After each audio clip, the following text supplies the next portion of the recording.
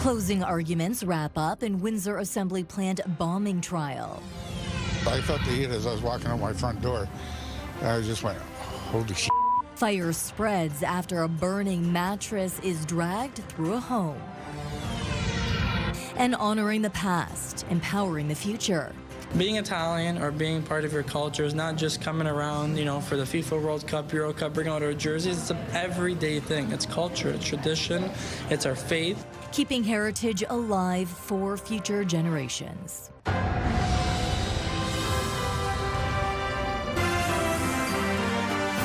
CTV News with Stefanie Masotti. Good evening and thank you for joining us on CTV Windsor and AM 800.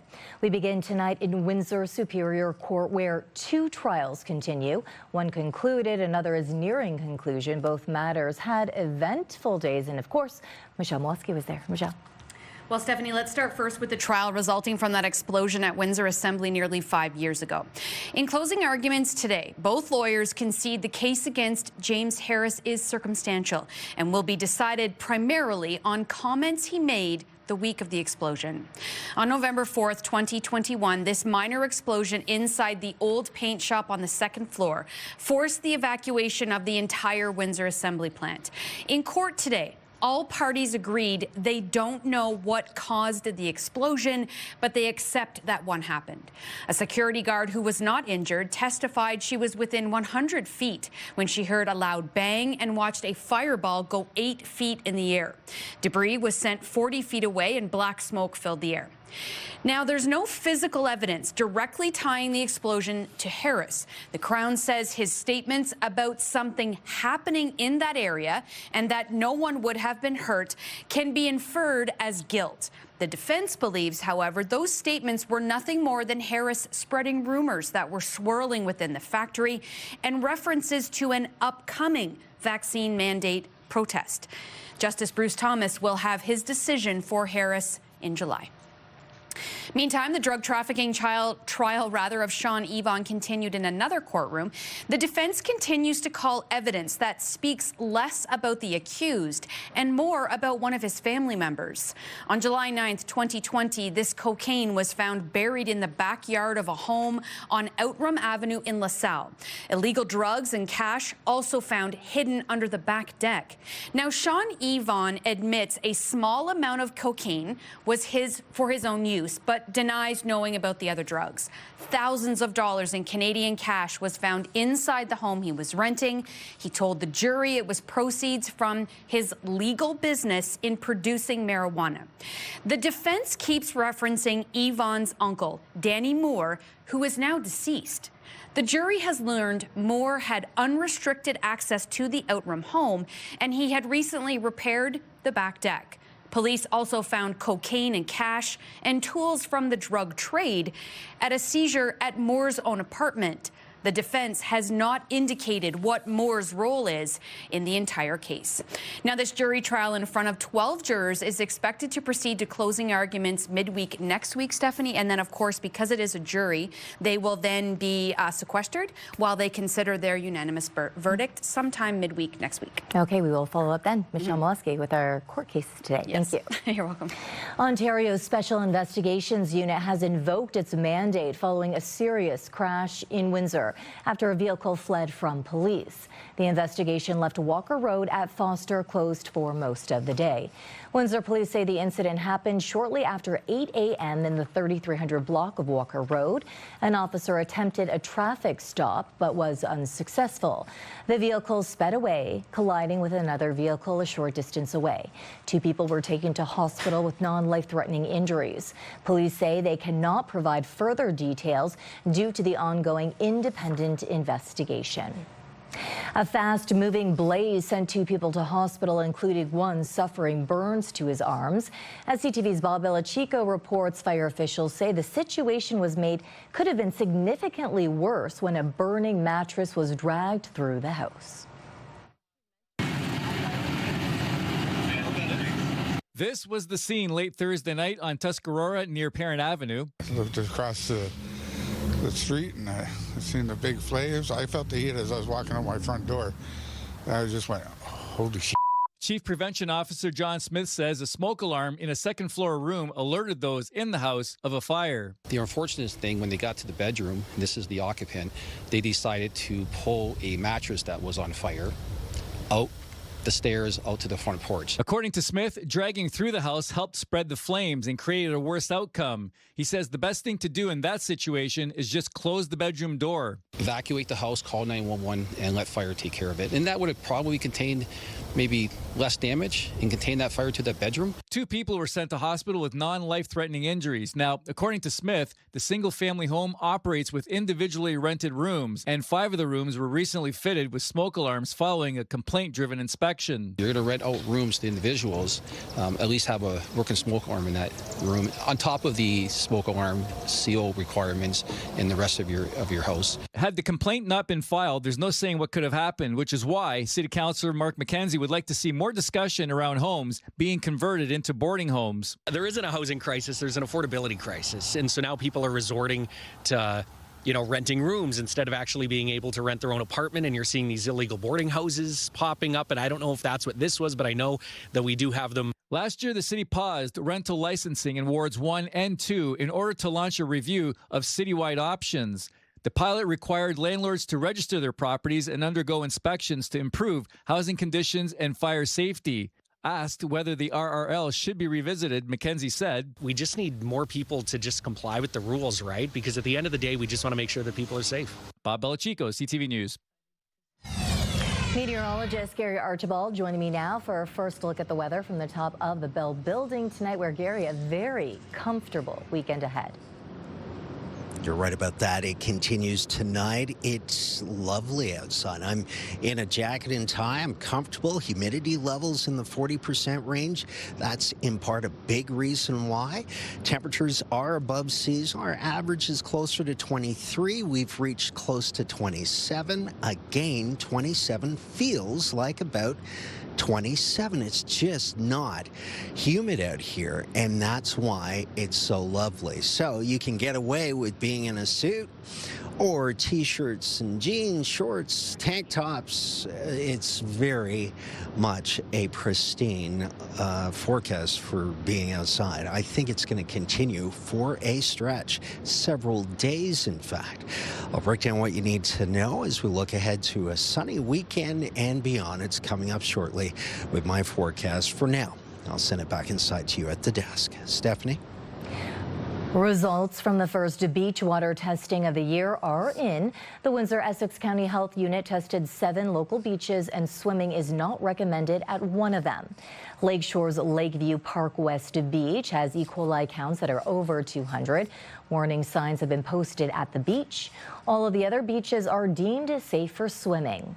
New this year, predictive beach water quality modeling is being done at all 7 beaches, as well as Pelee Island's East Park Beach. While weekly beach sampling provides lab-confirmed results, the predictive model offers weekday estimates designed to help the public make informed decisions between test results. Last year, only 4 local beaches took part. A reminder, Sandpoint Beach in Windsor remains closed to the public. We also validated the program. Our validation results were really good. We had over 93% of the results for the predictive modeling matched our beach water quality results. We want this model to be, to be good and reliable.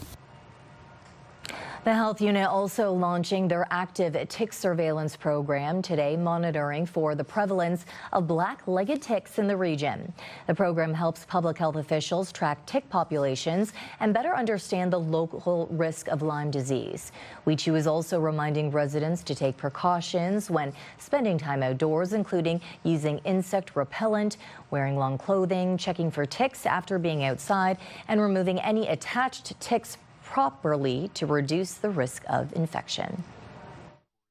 If the tick is attached to attached to the skin, it's always, you should take it out with using a tweezer or a tick key. You can always send a picture of the tick to etick.ca for the identification of the ticks. If you know that the tick has been attached to the body for more than 24 hours, we always recommend seeing your healthcare provider. A group of Chatham-Kent councillors are looking for a redo on a decision to approve a multi-million-dollar project in Chatham. Councillors Alison Story, Rhonda Jubinville, Amy Finn and Michael Bondi are looking to raise awareness of the looming deadline for public input on a $137 million wastewater recycling facility planned for the city's west side. Greenfield Global is partnering with the municipality of Chatham-Kent to operate the facility, which would convert waste into natural gas. The municipality project is a $16 million investment, will lead to a $120 million dividend over 30 years, with other levels of government contributing to the project cost. However, concerned councillors say questions remain about the project's size and impact and are urging the public to raise any concerns with the Environmental Registry of Ontario before the June 4th deadline. Basically, we just want to, uncrack the egg, which seems pretty tough. It's big in New York City, but it's really big in Chatham-Kent. That's big bucks, right? And it's the whole impact. What does it do to benefit the lives of the citizens? If you've been avoiding L'Esperance Road and County Road 42 because of the construction, good news. The road has reopened in both directions. The intersection was closed April 20th for construction in all 4 approaching directions. While the work is now done, crews are continuing to work on County Road 42 immediately west of L'Esperance Road. A heritage impact study going to Windsor's Heritage Standing Committee on Monday looks at a proposal to redevelop the current CBC and old CKLW broadcast site at 825 Riverside Drive into new residential towers. The report says the building has heritage value because of its mid-20th century broadcasting history and its role in Windsor, Detroit media, including being the original home of the Big 8, CKLW, back in its heyday.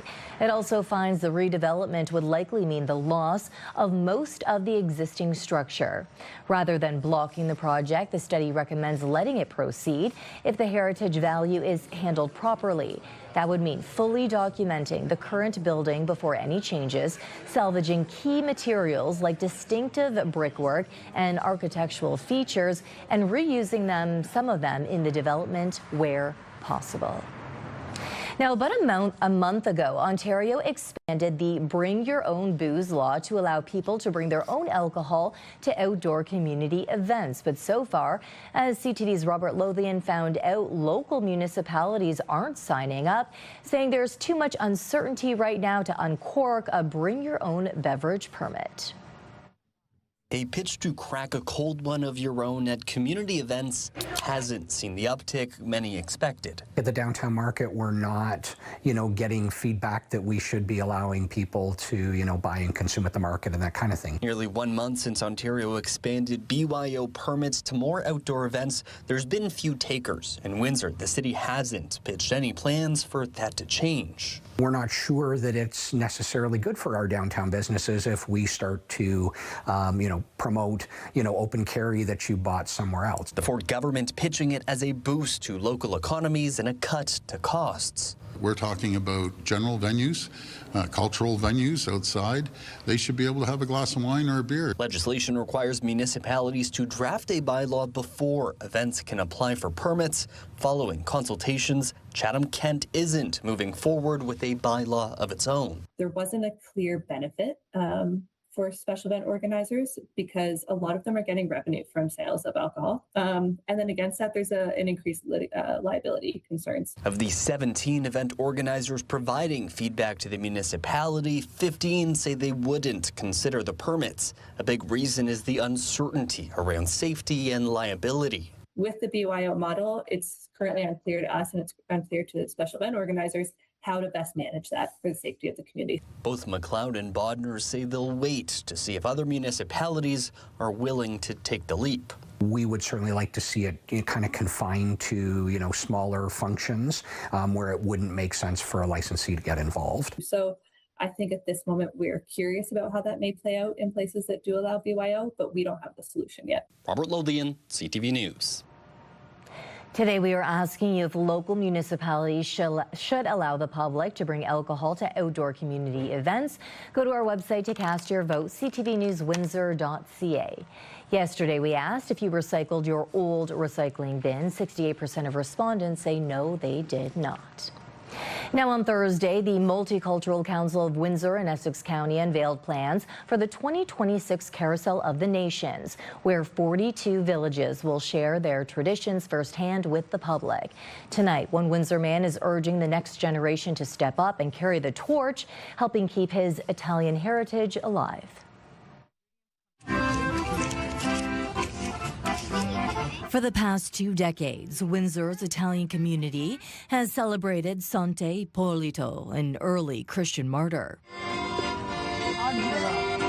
Massimo Ciampa joined the festival committee in 2019 at just 20 years old. I'm still young, but I still want to see people who are younger than me, like the 17, 18-year-old, 19-year-olds, all of them get involved like I wanted to. It's not just our culture that's having this problem, it's many different cultures. He's right.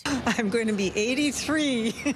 Irene Timko shares those concerns. She's been chairing the Slavic village since Carousel of the Nations began 51 years ago. In every community, you find that the older generation is no longer able to do what they did, and you need the younger ones to take over and to assume more responsibility. In other East Indian cultures, a growth, but not fast enough. There is not a full disconnect, but yes, there is definitely a gap that we do need to address, and I think it comes from both sides of the older generation. Others say they are thriving, like the Polish community, where 19-year-old Maria is prepared to step up. Well, I'm certainly trying to be as involved as possible. I'm already a part of, I would say, more than 5 organizations, Polish ones, here in Windsor, and I certainly see myself putting the effort to uphold our heritage here in Windsor. As for Ciampa and the Sante Ippolito Italian Festival,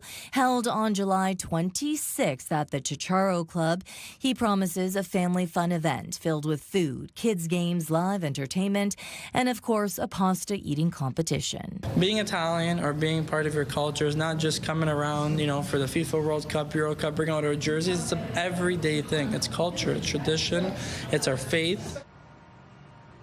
We want to hear from you. Do you have a comment or a question, an idea for a great story? Text us at 10400. You can also send photos and video. An Ontario man admits guilt to 14 counts of aiding suicide. Still ahead on Windsor's News Leader, why prosecutors dropped the murder charges. Later, a heartbreaking roadside discovery turns into an unlikely rescue mission. Start your day with the latest local news. By signing up for our newsletter, you'll get direct local content straight from CTV Windsor to your inbox, including top stories, the forecast, and videos. You can sign up at ctvnewswindsor.ca. An Ontario man at the center of an international investigation has pleaded guilty to 14 counts of aiding suicide. As CTV's John Woodward reports, murder charges against Kenneth Law were dropped as part of the deal. Marcia, prosecutors read the names of upwards of 80 people who died here in Canada, in the UK, describing how they died after consuming products from Kenneth Law, who marketed them on websites and also profited from them. Heavy for Kim Prosser, the mother of Ashton Prosser Blake, who was headed to university in Toronto before he died by suicide at 19 years old. I carry forward his legacy in my heart and my soul. Prosser, among dozens of families coming to Newmarket Courthouse to hear the guilty plea of Kenneth Law, who arrived in an OPP transport truck as media from around the world watched. Law was a trained engineer and former chef at an upscale Toronto hotel, but he also had a side business selling a meat preservative that in high doses is deadly, a product he marketed under a pseudonym on websites aimed at suicidal people. CTV News has tracked 150 deaths around the world tied to those products, the youngest just 16 years old. Court heard his income from the sales neared $300,000 using sales and payment platforms of Shopify and PayPal, the most recent death in January. Para prevenir más muertes. The father of an 18-year-old who died, Yesenia Bedoya Lopez, said he hopes the judge sends a message to stop anyone considering selling the product. Thanks to his guilty pleas, Law avoids a murder conviction and won't do life in prison. It emerged that British authorities won't charge him there either. Prosser is not pushing for a stiff sentence, just hoping the trauma Law's actions caused can stop. Every day. I walk with him in my heart in everything that I do. My passion, my drive, my everything is walking with my son. Some of these suicide websites marketed Law's products as a painless way to die, but the facts read out in court show that that is not true. Some of the people called 911 complaining of pain and vomiting, wishing that they had not taken the substance and didn't want to die, but by the time they had consumed the product, it was too late. John Woodward, CTV News, Toronto. Today, officials revealed the updated cost of hosting the FIFA World Cup, and as expected, the price tag has climbed. CTV's Andrew Johnson breaks it down. Hosting 7 World Cup games inside Vancouver's BC Place will cost more or less, depending how you look at the math. And the province says it's leading the tournament in transparency. There's no jurisdiction that's hosting a World Cup right now that is releasing the detailed information that's being released by the province of British Columbia. A year ago, it estimated FIFA could cost British Columbians up to $624 million. Today, the figure is $729 million, an increase of more than $100 million. But projected revenue and cost recovery estimates are also higher, projected at $478 million last year. Today, $615. The bottom line, the province says overall net hosting costs have dropped by more than $30 million and are now estimated at $114 million. Thanks to disciplined planning, strong financial oversight, and higher projected revenues. The biggest revenue generator so far has been a 2.5% tax on all visitors to Vancouver booking short-term accommodation that will remain in effect until 2030. Over the next 5 years, BC says it will score $1 billion more in spin-off tourism. Sports economist Moshe Lander believes the benefit is being overstated and the losses from tourists and locals avoiding the city during FIFA ignored. I don't want to be around that chaos. I want to be able to enjoy Vancouver in all of its beauty where it's not overcrowded with soccer hooligans. So you know what? I'm going to Kelowna instead. A final answer to the question of, is it all worth it? Likely won't come for years. It all starts in exactly 2 weeks when the home team will hit the field in Toronto for the first World Cup game ever held in Canada. Andrew Johnson, CTV News, Vancouver. A pair of tiny fawns are getting a second chance. Police found them huddled in the grass along a southwestern Ontario roadside. CTV's Rita Ismail has a story. Hidden in the grass along a rural roadside, a tiny fawn takes its first steps. Nearby, where its mother was sadly struck and killed by a vehicle. Looped around and to make sure the deer was deceased. Didn't want a deer suffering on the side of the road. And when I got there, I saw a little baby fawn, I guess, walking towards me. I bent down, started petting it, and I heard more noise. And I saw a second baby deer there. That's when Fawnville called for backup, blankets, and a temporary rescue operation began. We wrapped him up and brought him back to the station. And a couple of the other officers Googled how to take care of baby fawns. So when they got back, they were able to help take care of them. Okay, look at your come on over there. At the detachment, officers quickly switched from policing to caregiving. Soon after, the animals were transferred to Hobbesley Wildlife Refuge, where they're now receiving specialized care. In Calf Hutches right now, they're in quarantine for the next 2 weeks. And then once they have cleared quarantine, they go into a really large enclosure that is more like natural habitat. White-tailed deer are currently in fawning season across southwestern Ontario, with most births happening between late May and early summer. The refuge sees many young deer this time of year, often because their mothers have been killed by vehicles. But there's another growing problem. Another really big cause of fawns having to come into care is literally people abducting fawns. If the fawn is not actively bleeding, laying next to a dead mom, or looks terrible, then we leave it alone. The two fawns are expected to remain at the wildlife refuge for several months before eventually being released back into the wild. Rita Ismail, CTV News.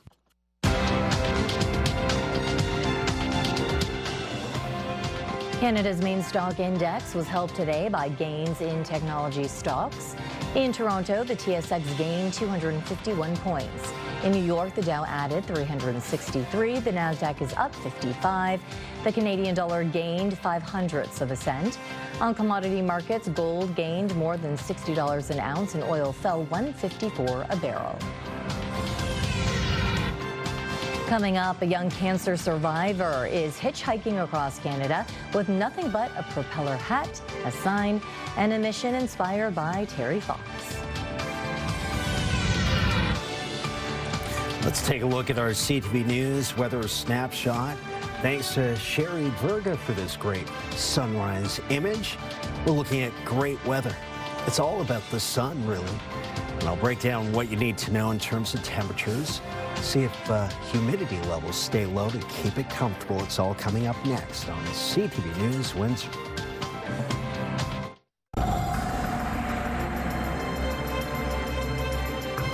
A lovely day and a lovely weekend ahead of us. Gary joins me again for an extended look at the weather. Gary. Stefanie, I think we will see loads of sunshine across the region. Ridge of high pressure is trapped. It's in place, but it's massive in terms of its expansiveness. From the U.S. Central Plains, our beautiful prairies, due east through the Great Lakes, even parts of southern Quebec. That's where its dominance lies right now and has been for the last 3-4 days straight. Temperatures well above seasonal. We're somewhere between 25 and 27 degrees Celsius between Windsor, Essex, Chatham, Kent. Air quality is good. Yesterday it was down to 2. It's up to 3, but still in the green zone, so we welcome that. Temperatures between 25 and 26. Chatham, Kent, due west towards Windsor, Essex. That's 77 to 79. Humidities in the low 40 range. So 40 to 45%. Really, humidity's not, or the humidex isn't really much of a factor. It feels like the ambient temperature that we are reading. So we love it when it's relatively dry in terms of the atmospheric conditions and comfortable, and that's what we're experiencing. Meanwhile, heat warnings are in place across the southern prairies. Even the northern prairies, parts of Alberta, Saskatchewan, and Manitoba are in warning territory because temperatures are in that 35 plus. That's the ambient temperature. Meanwhile, ridge of high pressure keeps things quiet across the entire Great Lakes, generally speaking. And that continues through tonight and tomorrow. I think we might be a bit gusty with northerly and northeasterly winds, but that's really not going to stop the golfers from taking advantage.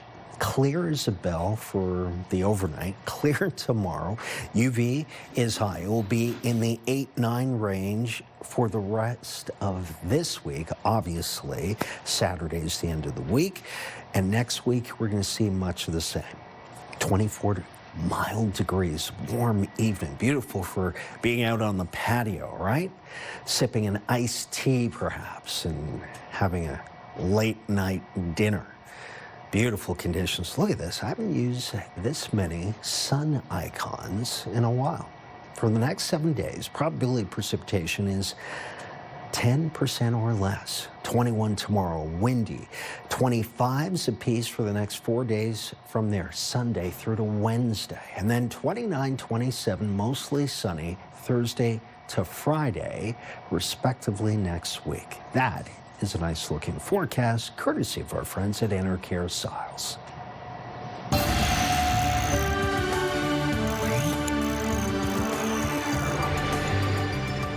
A cancer survivor is making his way across this country, hitchhiking from coast to coast. As CTV's Sean Leathon reports, Quinn Strang was inspired by Terry Fox. You'll see his thumb extended. Notice the bright propeller hat, and then the sign he's holding. Quinn Strang is hitchhiking across Canada to raise money for cancer research, but I have absolutely no clue what's going to happen next.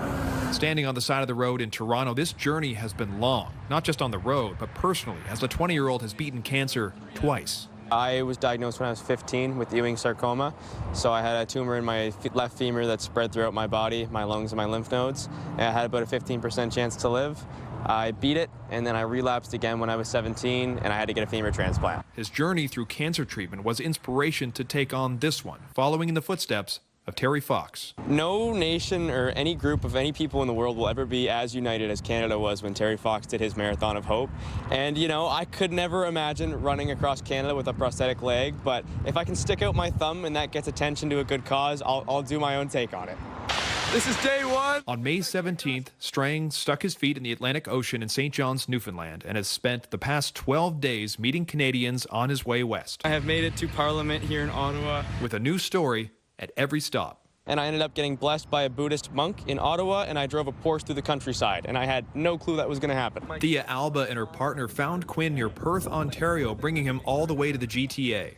I don't think I would have done it on my own, but he was just this kid with like a sign, and I like when I saw what he was doing, I was like, I have to help out in some way. And help out Canadians have. Quinn Strang's GoFundMe page has already raised over $40,000. My goal is to raise $100,000. That is $1 for everybody from the city of Moncton.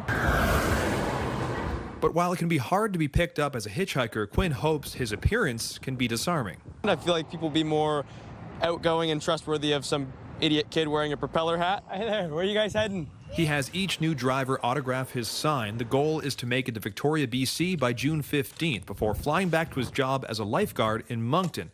From now until then, you meet these amazing people and all these amazing stories happen, and you just never know what's going to happen next. Trusting that his thumb, his hat, and his sign will get him there. Sean Lee Thong, CTV News. This year will mark the 22nd year of the annual Walk to Make Cystic Fibrosis History. On Sunday, May 31st, the community comes together to raise funds to help find a cure for the disease. Since 2005, over $50 million has been raised and some substantial progress has been made. But the medications are very expensive and in some cases averaging about $25,000 or more per month. Tammy Wilson's granddaughter is CF and says everyone is welcome to join the walk. It's taking place at the Faro Miracle Park, 6755 Wyandotte Street East, May 31st. Registration opens at 10:45 to 11:45. The walk will take place afterwards. Lunch will be served for those who are registered. You can register online ahead of time, or you can register at the day of the event as well. A $1,000 lottery win turns into a frustrating battle for one 98-year-old woman over expired ID. That story still ahead.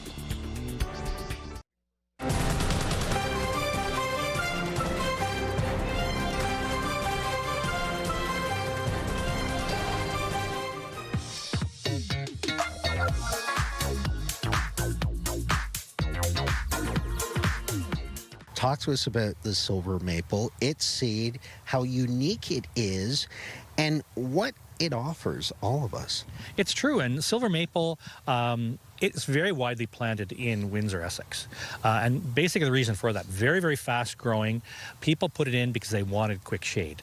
So it is considered a pioneering type of tree, so it's not our longest living maple. However, there are many attributes to these quick growing trees. And again, very quick for shade, quick to cover the ground, grows on almost any type of soil, more on the wet side, more on the dry side, they tolerate that. But people complain about the dropping of all of these keys. This is edible. And what are some of the characteristics we're looking for with the seed? Right. So when these little keys or helicopters or samaras, if we want to use a proper term, or schizocarps, we got another term for them, when they drop, there is inside a small oval seed. And Probably the easiest way is you can collect these up, give them a really quick drop into boiling water just for a minute or so, and that softens everything up. And then you can sort of pop these little green seeds out. And you might want to then boil them again for another minute or two, but they're almost like, the taste is almost something between like an edamame, a green soybean, and a pea, like a green pea. So they are edible, they are nutritious, there's plenty of minerals in there, a little bit of protein in there, and the squirrels have eaten all of this, and most of what we see around us. So they're enjoying a big crop of silver maple keys this year.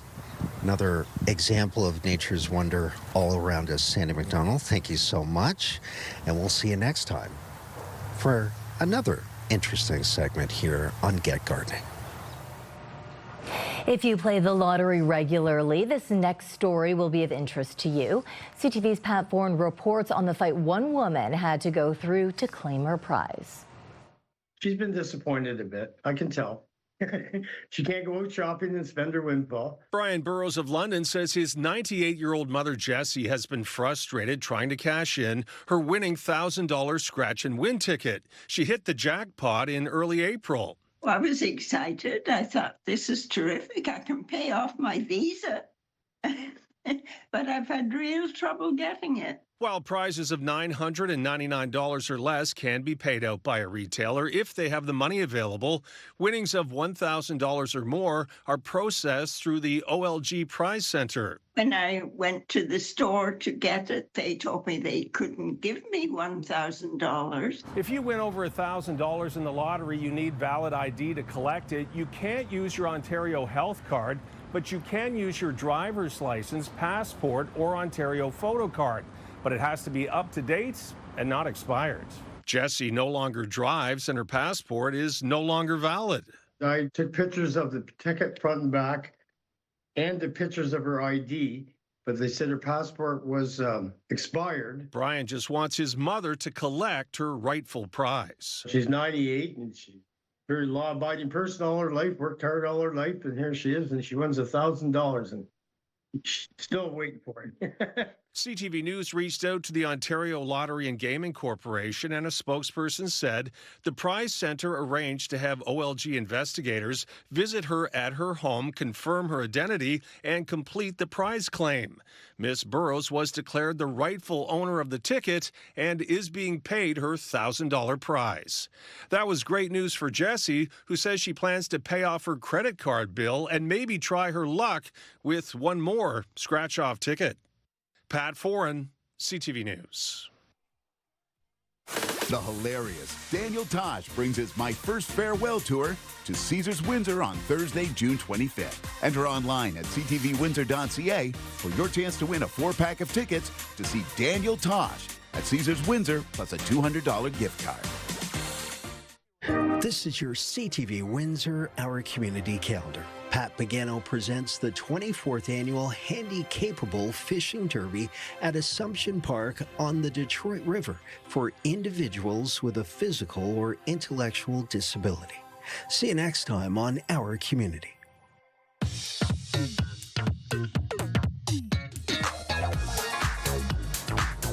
It's time to check in on what's happening now with Melanie Kentner. Now, Melanie, the province announced an investment today, $22.8 million to support seniors across our province. That's right. It's for programs run through the Seniors Active Living Centres. The announcement was made at Life After 50 in Windsor, one of the first senior active living centres in the province.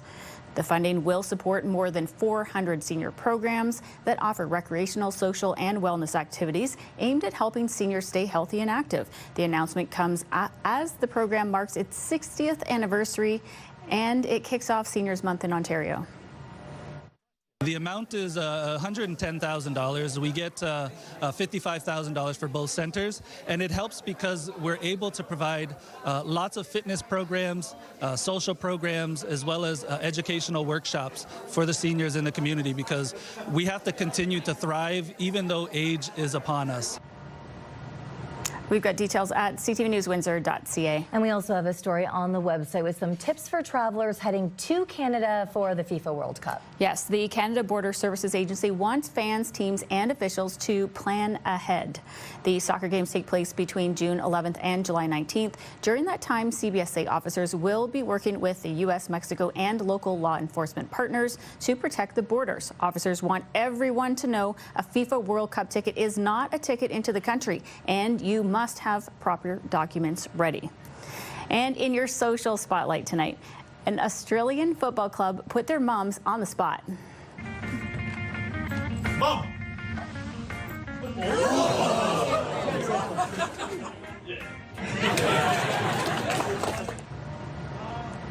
So the moms of the Hawthorn football team had to identify their sons using only their voice.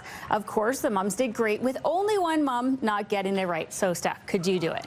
Without a doubt. Melanie, as you know, when your kids call out mom, it's not once a day, twice a day. It's literally 100 plus times a day or more. So it's kind of like ingrained into your head. Yeah, I think I could do it. My boys sound similar, though, so I might not be able to tell the difference between them, but definitely between them and everybody else. Yeah, true. Again, I have a girl and boy, so it's able to distinct them a little differently.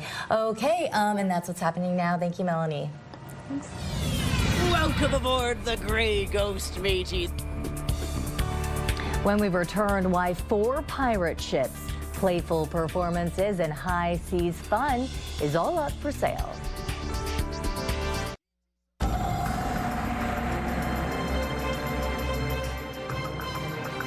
Gary, no shortage of activities to do outside this weekend. Yes, I can't wait to get out of here to enjoy the sunshine, of course. Love being here with our team and talking about the weather, but it's been a long week.